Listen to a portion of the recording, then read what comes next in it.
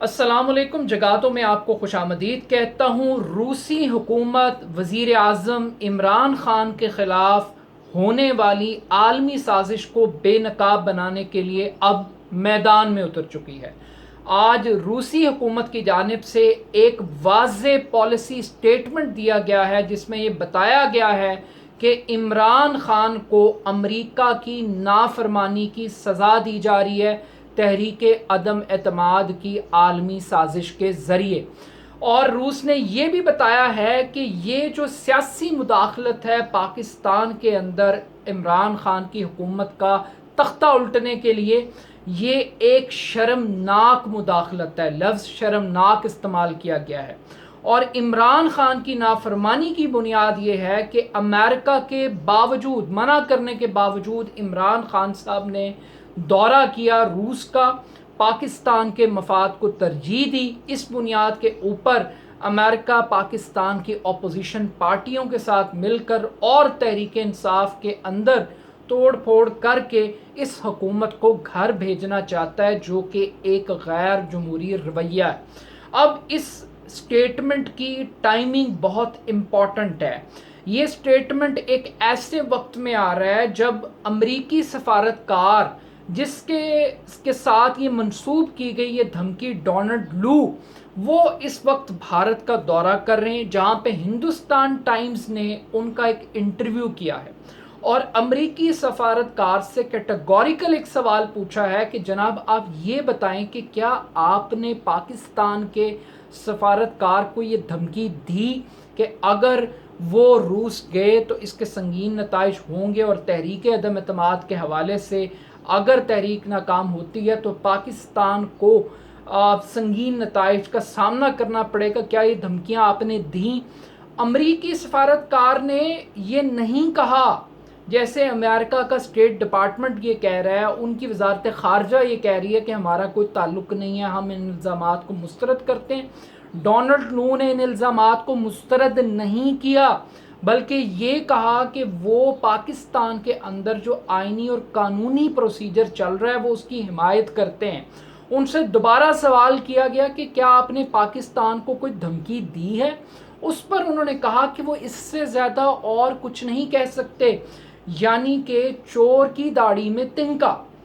آپ یوں سمجھ لیں کہ دال میں کچھ نہ کچھ تو کالا ہے۔ وہ سفیر جس کو ایک موقع مل رہا ہے کہ وہ کلیئرٹی کے ساتھ بتائے کہ اس نے کیا پیغام امریکہ کی بہاف پر پاکستان کو پہنچایا، وہ پیغام کو ایڈمٹ کرنے سے یا اس کی تردید کرنے سے قاصر ہے، بلکہ وہ تحریک عدم اعتماد کی سپورٹ کر رہا ہے، جس سے کہ ایک عالمی سازش کے نظریے کو تقویت ملتی ہے۔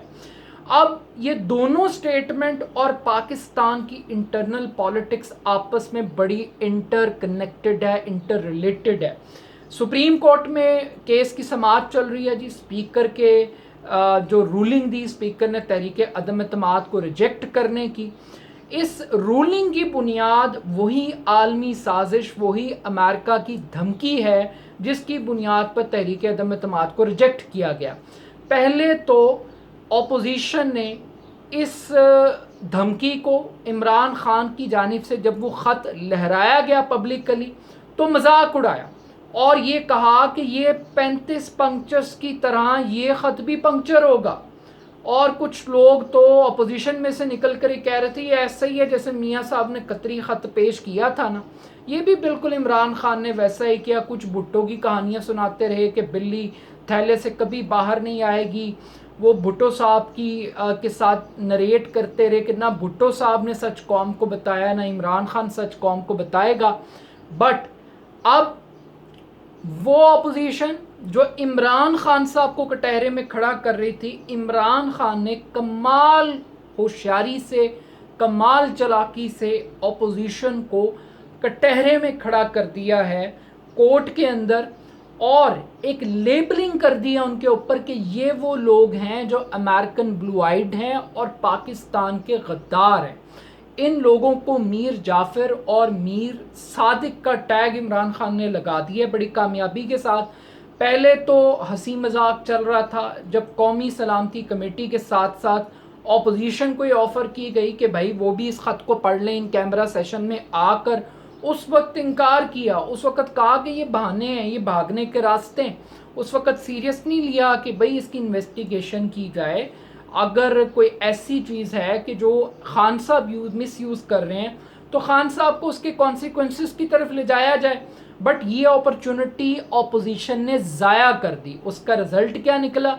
رزلٹ یہ نکلا کہ آج پوری اپوزیشن مل کر جنرل باجوہ سے اور D G I S I سے حب الوطنی کے سرٹیفکیٹ مانگ رہی ہے.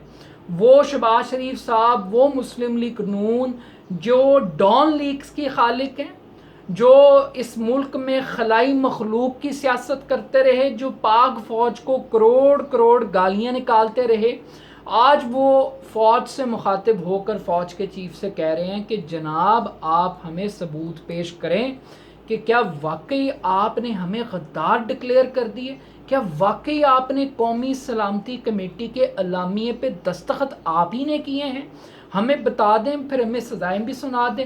تو اب پوری کی پوری اپوزیشن، آصف علی زرداری، فضل الرحمان، وہ فوج سے کہہ رہے ہیں کہ آپ اپنی پوزیشن کو کلیئر کریں. تو عمران خان کا وہ جو غداری کی جو فلسفی عمران خان نے کریٹ کی، سچ تھا، جھوٹ تھا، لیکن اب وہ اپوزیشن کے گلے کی ہڈی بن گئی ہے.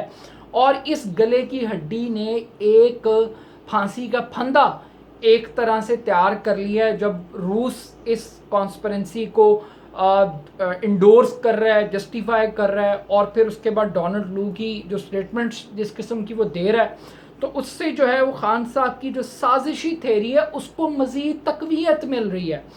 اب پاک فوج کیا کہہ رہی ہے؟ ایک جگہ پہ محمد مالک صاحب ایک جرنلسٹ ہیں، ان کو ان کے بارے میں ان کے حوالے سے بتایا گیا کہ انہوں نے کسی پروگرام میں کہا کہ انہوں نے D G I S P R سے رابطہ کیا، تو انہوں نے کہا کہ ہمارا موقف وہی ہے جو قومی سلامتی کمیٹی کے اندر دیا گیا. اور قومی سلامتی کمیٹی نے کیا کہا تھا کہ یہ پاکستان کے اندرونی معاملات میں مداخلت ہے جو ناقابل قبول ہے.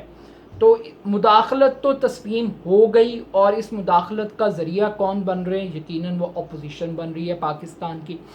اب ایک لاسٹ چیز جس کے اوپر یہ پورا میچ کھڑا ہوا ہے وہ ہے سپریم کورٹ آف پاکستان، کہ وہ کیا فیصلہ کرتی ہے. اپوزیشن یہ چاہتی ہے کہ ان الزامات کی تحقیقات بھی سپریم کورٹ کرے، ان کیمرہ بریفنگ بھی لے آفیشلز سے، فارن آفس کے سیکیورٹی اسٹیبلشمنٹ کو بھی بلایا جائے، اور پھر اس کے بعد قومی اسمبلی کے اسپیکر اور پرائم منسٹر اور صدر کے خلاف کارروائی کی جائے. جبکہ سپریم کورٹ اب اپوزیشن کے ٹریپ میں نہیں آ رہی. سپریم کورٹ یہ کہہ رہی ہے کہ جناب ہم نے صرف ایک میٹر کو ڈسکس کرنا ہے، اور وہ یہ ہے کہ کیا قانونی طور پر اسپیکر کے پاس یہ اختیار ہے کہ وہ رولنگ دے سکتا ہے اور تحریک عدم اعتماد پر ووٹنگ کو ہونے سے روک سکتا ہے، مسترد کر سکتا ہے. کیا یہ پاسبل ہے قانونی طور پہ؟ اس کے ساتھ ساتھ وہ یہ بھی دیکھے گا کہ کس حد تک قومی اسمبلی کی جو کارروائی ہے اس کو استثناء حاصل ہے. سپریم کورٹ نے آج کوئی کسر نہیں چھوڑی اپوزیشن پر بجلیاں گرانے کے لیے. یہاں تک چیف جسٹس نے کہہ دیا کہ جو عبوری حکومت کا قیام ہے وہ صرف اس مقدمے کے فیصلے کی وجہ سے رکا ہوا ہے، یعنی کہ جیسے ہی فیصلہ ہوگا تو پھر عبوری حکومت کا پروسیس سٹارٹ ہو جائے گا. وچ مینس کہ اپوزیشن کو یہ ٹائم نہیں ملے گا کہ وہ الیکشن کو مینج کرے، وہ ای وی ایم سے بھاگے، وہ اوورسیز کے ووٹ بینک سے، ووٹس کے حق سے بھاگے، وہ الیکشن کمیشن کے ارکان کی تعیناتی اپنی مرضی سے کرے. تو اب یہ ساری سچویشن ہے وفاق کے اندر. پنجاب کے اندر عمران خان صاحب تھوڑی سی ڈیفیکلٹ پوزیشن میں ہیں.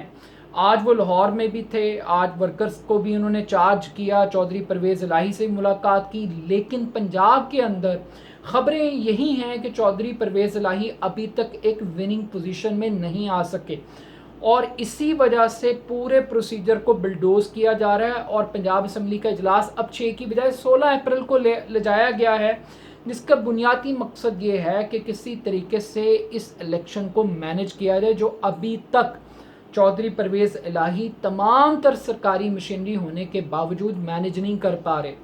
اور سونے پہ سہاگا پھر جو علیم خان صاحب چارج شیٹ فریم کر رہے ہیں، چودھری سرور پیش کر رہے ہیں، تو پنجاب میں عمران خان صاحب کی پوزیشن کافی ویک ہے، کافی ڈیمیجنگ ہے. But at the end of the day جو ان کی اچیومنٹ ہے وہ عالمی سازش کو اب عالمی قوتیں بھی ایکسپوز کر رہی ہیں، پلس جو امریکی بلی ہے اس کے گلے میں بھی اب گھنٹی بنتی ہوئی دکھائی دے رہی ہے. اور بڑی کمال مہارت سے پوری اپوزیشن کو خان صاحب نے غدار بھی ڈکلیئر کر دیا ہے. نمبر گیم ہونے کے باوجود تحریک عدم اعتماد کے میچ کو بھی پلٹا دیا ہے، اور اس سے بڑھ کے کٹہرے میں کھڑا کر دیا. ایکسپلینیشنز عمران خان صاحب نہیں دے رہے کہ مراسلہ اصلی ہے یا جھوٹا ہے، بلکہ اب اپوزیشن کا ایک کام بن گیا ہے کہ وہ اپنے آپ کو کلیریفائی کروا رہی ہے. تو یہ خان صاحب کی ایک بہت بڑی کامیابی ہے.